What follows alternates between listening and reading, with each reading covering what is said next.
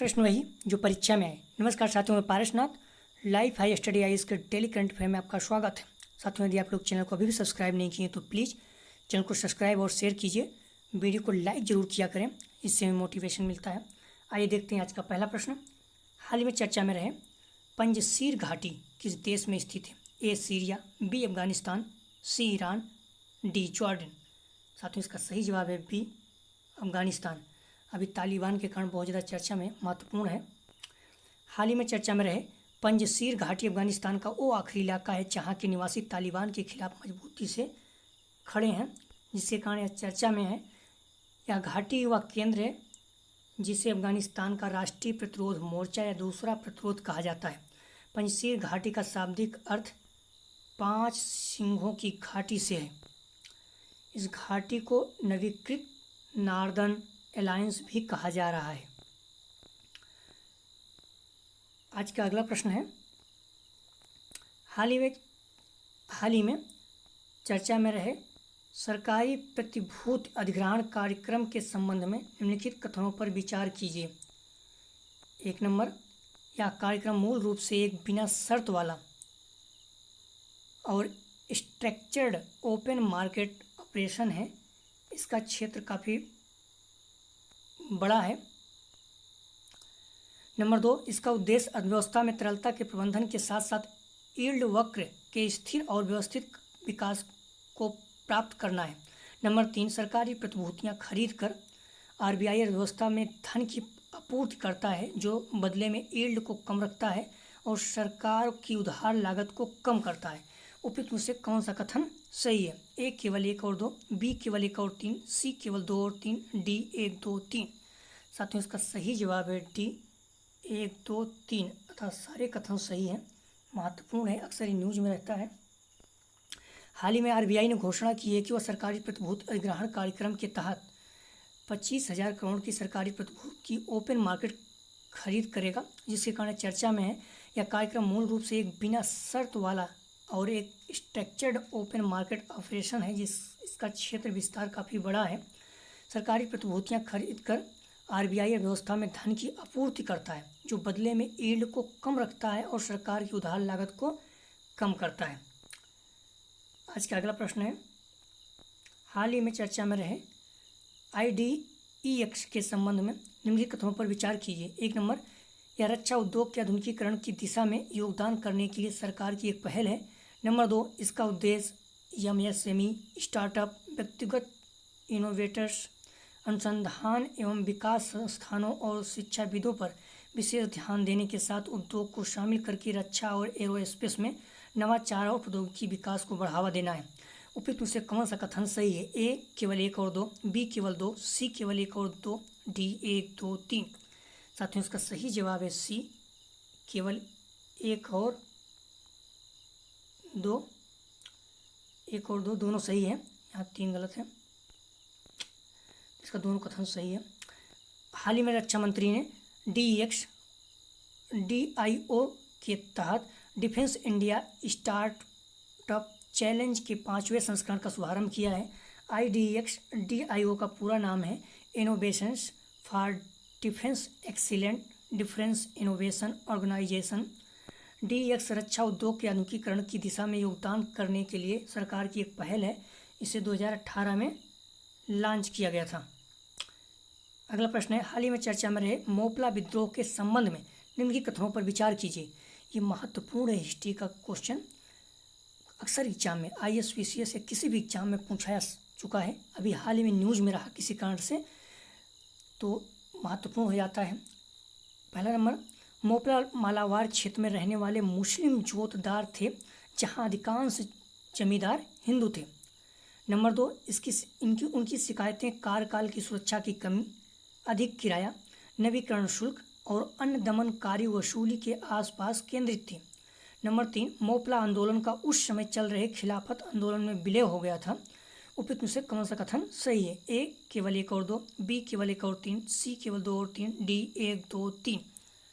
साथियों, इसका सही जवाब है डी 1 2 3 अर्थात मोपला मालाबार क्षेत्र में रहने वाले मुस्लिम जोतदार थे, जहाँ अधिकांश जमींदार हिंदू थे और दूसरा और तीसरा सारे कथन सही है। हाल ही में एक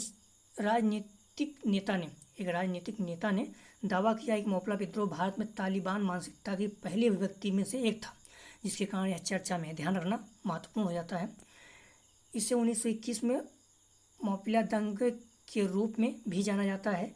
मोपला मालाबार क्षेत्र में रहने वाले मुस्लिम जोतदार थे, जहां अधिकांश जमींदार हिंदू थे।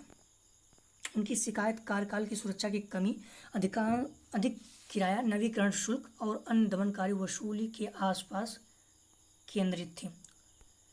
अगला प्रश्न है, हाल ही में चर्चा में रहे ओणम के संबंध में विचार कीजिए। यह केरल का एक प्रमुख फसल उत्सव है। नंबर 2, यह मलयालम कैलेंडर कोल्लावर्षम के अंतिम महीने चिंगम के दौरान मनाया जाता है। उपयुक्त में से कौन सा कथन सही है? ए केवल 1, बी 1 और 2, सी केवल 2, डी न तो 1 न तो 2। साथ में इसका सही जवाब है ए केवल 1 कथन सही है, 2 गलत है। इसे केरल में व्यापक रूप से मनाया जाता है। ओणम केरल का एक प्रमुख फसल उत्सव है, ध्यान रखना फसल उत्सव है। इसे केरल में शांति और समृद्धि लाने वाले असुर राजा महाबली के घर वापसी के सम्मान में मनाया जाता है। यह त्यौहार केरल के 3 प्रमुख त्यौहारों में से एक है। इस पर्व को मलयालम कैलेंडर कोल्लावरम के पहले महीने चिंगम के महीने में मनाया जाता है, पहले महीने। केरल राज्य के 2 अन्य प्रमुख त्यौहार विशु और तिरुवथिरा है, ध्यान रखना। अगला प्रश्न है, हाल ही में चर्चा में रहे मरुस्थलीकरण के संबंध में निम्नलिखित कथनों पर विचार कीजिए।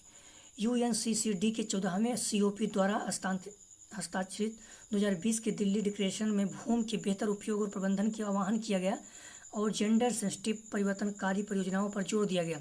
नंबर 2, मरुस्थलीकरण से निपटने के लिए नेशन एक्शन प्रोग्राम 2010 में तैयार किया गया था। इसका उद्देश्य मरुस्थलीकरण की समस्याओं के समाधान के लिए उचित कार्रवाई करना है। उपयुक्त में से कौन सा कथन गलत है? ध्यान देखना, कौन सा कथन गलत है? ए केवल 1, बी 1 और 2 दोनों, सी केवल 2, डी न तो 1 न तो 2। साथ में इसका सही जवाब है बी 1 और 2 दोनों कथन गलत है। भारत के मरुस्थलीकरण और भूमि क्षरण एटलस के अनुसार भारतीय अंतरिक्ष अनुसंधान संगठन द्वारा तैयार किए गए नए दस्तावेज के निष्कर्षों से पता चलता है कि भारत के कुल भौगोलिक क्षेत्र का 328.72 मिलियन हेक्टेयर का 97.85 मिलियन हेक्टेयर क्षेत्र भूमि क्षरण से प्रभावित है। भूमि क्षरण के विभिन्न कारण हैं, जैसे मौसम की तीव्र स्थिति, जिसमें विशेष रूप से अकाल की स्थिति शामिल है। मरुस्थलीकरण गंभीर भूमि क्षरण का परिणाम है। यह एक ऐसी प्रक्रिया है जिसमें शुष्क, अर्धशुष्क और शुष्क उप आर्द्र क्षेत्रों का निर्माण होता है। अगला प्रश्न है, हाल ही में चर्चा में रहे टाइग्रे क्षेत्र संघर्ष को लेकर चर्चा में है। हाल ही में चर्चा में रहे टाइग्रे क्षेत्र संघर्ष को लेकर चर्चा में है। यह निम्नलिखित में से किस क्षेत्र में स्थित है? ए आर्मेनिया, बी अजरबैजान, सी इथोपिया, डी रवांडा। साथियों, इसका सही जवाब है सी इथोपिया। अमेरिकी अंतर्राष्ट्रीय विकास एजेंसी ने इथोपिया के संघर्षग्रस्त टाइग्रे क्षेत्र में मानवीय सहायता की कमी के लिए इथोपियाई सरकार को दोषी ठहराया, जिसके कारण चर्चा में है। टाइग्रे युद्ध का एक सशस्त्र संघर्ष है जो नवंबर 2020 में इथोपिया के टाइग्रे क्षेत्र में शुरू हुआ। इस युद्ध ने नरसंहार, सामूहिक बलात्कार, बड़े पैमाने पर लोगों के घरों से उनके निष्कासन को जन्म दिया है। अगला प्रश्न है, हाल ही में चर्चा में रहे ZYCOV-D वैक्सीन के संबंध में कथनों पर विचार कीजिए। 1 नंबर, इसे जाइडस कैडिला और विज्ञान और प्रौद्योगिकी मंत्रालय के जैव प्रौद्योगिकी विभाग द्वारा स्वदेशी रूप से विकसित किया गया है। नंबर 2, यह दुनिया की दूसरी DNA वैक्सीन है। नंबर 3, यह 3 खुराक वाली वैक्सीन है। कौन सा कथन सही है?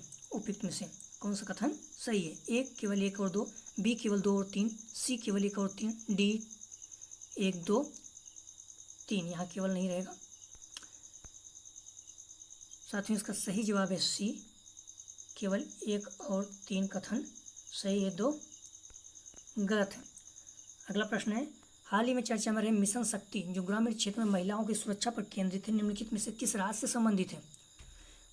ए मध्य प्रदेश, बी राजस्थान, सी गुजरात, डी उत्तर प्रदेश।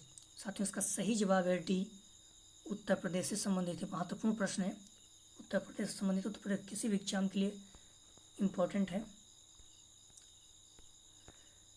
हाल ही में उत्तर प्रदेश में मिशन शक्ति का तीसरा चरण शुरू किया गया, जिसके कारण चर्चा में है। यह मिशन ग्रामीण क्षेत्र में महिलाओं की सुरक्षा पर केंद्रित है। लखनऊ के इंदिरा गांधी प्रतिष्ठान में आयोजित होने वाले इस कार्यक्रम में उत्तर प्रदेश के मुख्यमंत्री, राज्य के राज्यपाल, केंद्रीय वित्त मंत्री शामिल हैं। अगला प्रश्न है, आतंकवाद के पीड़ितों के लिए श्रद्धांजलि दिवस कब मनाया जाता है? 21 अगस्त, 22 अगस्त, 23 अगस्त, 24 अगस्त। साथियों इसका सही जवाब है ए, 21 अगस्त को मनाया गया। हर साल 21 अगस्त को international day of remembrance and tribute to the victim of terrorism, आतंकवाद के पीड़ितों के लिए श्रद्धांजलि दिवस मनाया जाता है, जिसके कारण चर्चा में है। इस दिन को मनाने का उद्देश्य आतंकवाद के पीड़ितों के लिए जागरूकता और सहानुभूति बढ़ाना है। कल का प्रश्न था, कौन सा देश दुनिया का पहला लकड़ी से बना उपग्रह लॉन्च करेगा? साथियों इसका सही जवाब है ए, न्यूजीलैंड। कल का अगला प्रश्न था, किस राज्य में राजा परवा का प्रसिद्ध त्यौहार मनाया जाता है? साथियों इसका सही जवाब है बी, उड़ीसा। ये महत्वपूर्ण महिलाओं से जुड़ा हुआ है। आज का प्रश्न है, हाल ही में चर्चा में रहा नालबाना पक्षी अभयारण्य किस राज्य में स्थित है? ए उड़ीसा, बी आंध्र प्रदेश, सी केरल, डी भोपाल। साथियों आज का अगला प्रश्न है, अंडमान द्वीप समूह को निकोबार द्वीप समूह में कितने डिग्री चैनल अलग करता है? अंडमान द्वीप समूह को निकोबार द्वीप समूह से कितने डिग्री चैनल अलग करता है? A 10 degree channel, B 9 degree channel, C 8 degree channel, D 6 degree channel. साथियों ISPCS तथा अन्य सभी एग्जाम में आ चुका है। यदि आप लोग चैनल को भी सब्सक्राइब नहीं किया तो प्लीज़ चैनल को सब्सक्राइब और शेयर कीजिए। वीडियो को देखने के लिए धन्यवाद साथियों। आपका दिन शुभ हो।